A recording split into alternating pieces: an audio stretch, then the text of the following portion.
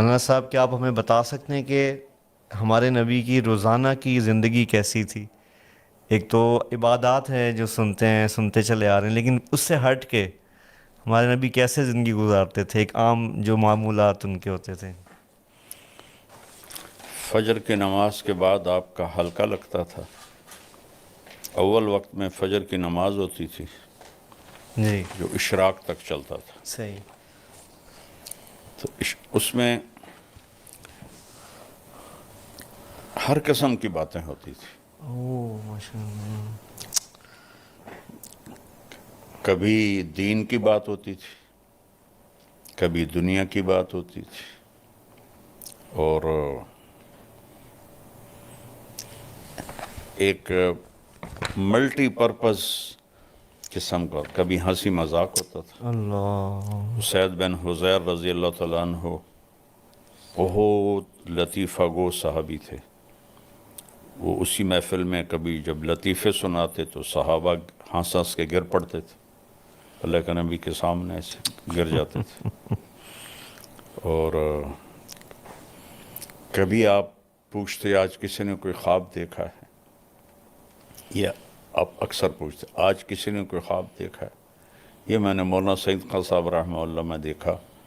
ان کے ساتھ جو سفر ہوئے تو ہم فجر کی نماز گھر پہ پڑھتے تھے ان کے ساتھ. جب تو پھر وہ پوچھتے بھئی کسی نے کوئی خواب دیکھا ہے، یہ بس ان میں دیکھی ہے بات. اور کبھی آپ خاموش ہو کے بیٹھ جاتے اور صحابہ کوئی موضوع چھیڑ دیتے تو آپ ان کے ساتھ اس موضوع میں شریک ہو جاتے تھے. اللہ.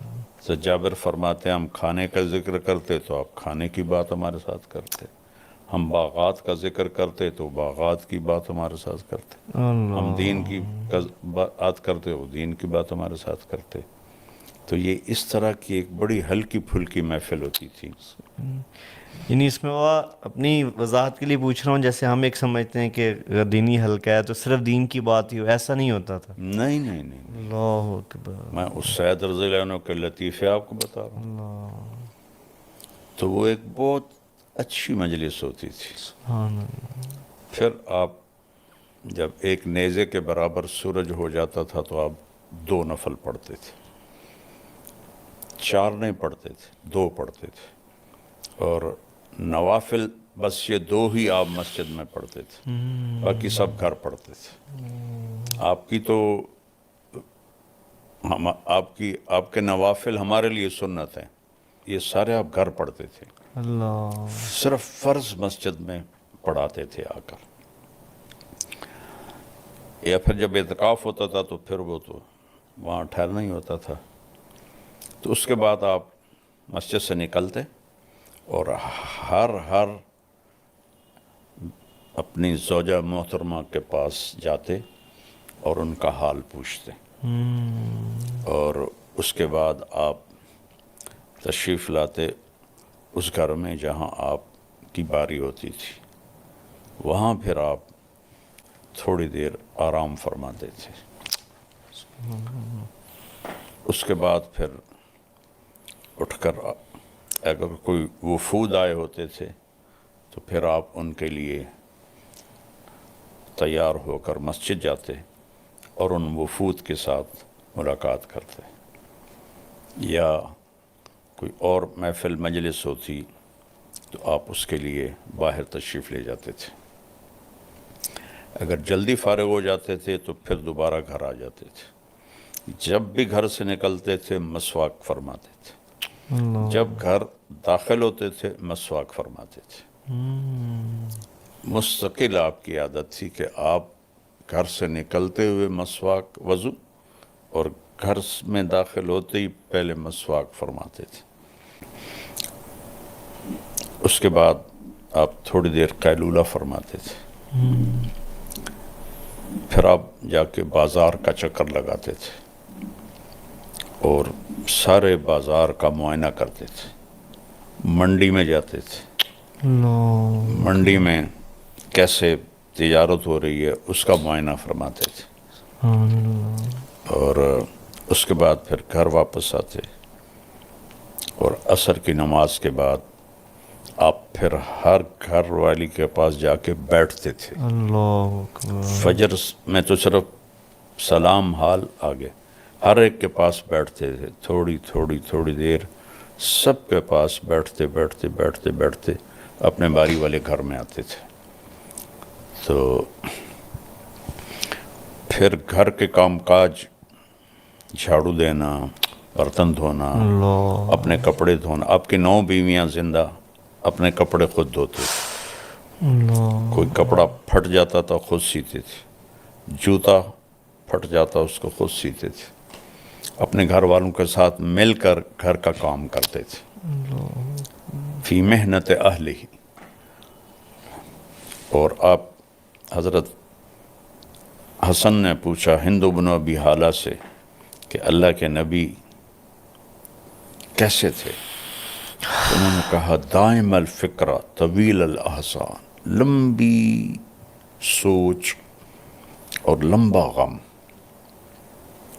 یہی سوال ایک صحابی نے حضرت عائشہ سے پوچھا، اللہ کے نبی کیسے تھے؟ انہوں نے کہا کان ضحاکن بسامن، بہت ہنسنے والے، بہت مسکرانے والے.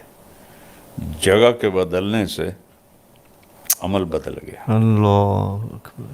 مسجد میں ہیں تو ایک ذمہ داری سر پر ہے، گھر میں آتے ہیں تو وہ ذمہ داری باہر، اور بیوی کے ساتھ ایز اے خاوند ہنس رہے ہیں، مسکرا رہے ہیں، گپے مار رہے ہیں. اور ایک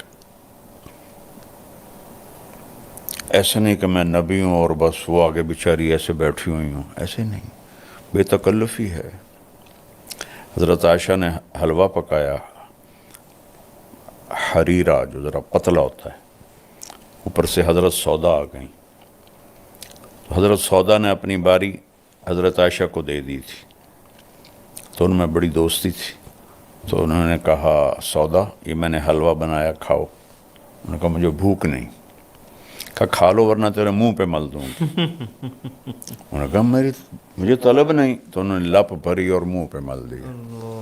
اللہ کے نبی بیٹھے ہوئے تھے. سبحان اللہ. آپ نے حضرت عائشہ کے دونوں ہاتھ پکڑے، کہا سودا چل آ اس کے منہ پہ مل. اللہ. حضرت سودا نے اٹھا کر ان کے منہ پہ مل دیا. اللہ اکبر. یہ آپ کی گھر کی زندگی تھی. اللہ اکبر. سبحان اللہ. اور پھر مغرب کے بعد سب بیگمات کو وہاں بلاتے جہاں آپ کی باری ہوتی تھی، ان کے ساتھ. دن میں 3 مجلسیں ہوتی تھی، فجر کی مختصر، عصر کی تھوڑا ٹائم، مغرب کے بعد پھر سب کٹھی اس گھر میں. وہاں جتنی دیر وہ بیٹھیں اس کے لیے کوئی ٹائم مقرر نہیں ہوتا تھا. پھر وہ ساری عشاء سے پہلے اٹھ کے چلی جاتی تھی. اب عشاء کی نماز پڑھا کے آ کے فوراً سو جاتے تھے. لا ثمرۃ بعد العشاء، عشاء کے بعد کوئی مجلس نہیں ہے. یہاں سارا کام ہی الٹا ہوا پڑا ہے. اللہ.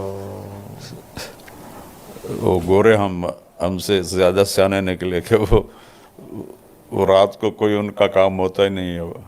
ان کی ہماری حکمران ہوں، ہمارے ادارے ہوں، ہمارے مولوی ہوں، رات کی آپ نے کہا لا ثمرۃ بعد العشاء. اور پھر آپ آخری 3 پہر جب رہ آپ اٹھ جاتے تھے. اور تہجد کا وضو آپ خود فرماتے تھے، مسواک فرماتے. اور جس گھر میں ہوتے وہاں آپ نوافل ادا فرماتے.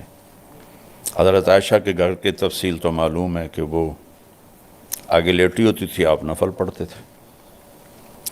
تو جب آپ سجدے میں جاتے تو جگہ تنگ تھی تو آپ ایسے رانوں پہ ہاتھ مارتے، وہ اپنی ٹانگیں سکیڑ لیتی اور آپ سجدہ کرتے. پھر کھڑے ہوتے وہ پھر ٹانگیں لمبی کر لیتی. انہیں نہیں کہتے تھے اٹھ کے تہجد پڑھو. اور اپنے نفلوں سے جب فارغ ہو جاتے تھے تو پھر یوں کونی کی ٹیک لگا کے ایسے لیٹ جاتے تھے ایسے. تو حضرت عائشہ بھی اٹھ جاتی تھی. پھر فجر کی اذان تک دونوں ایز اے خامند اور بیوی آپس میں ان کی پیار و محبت کی بات ہوتی تھی.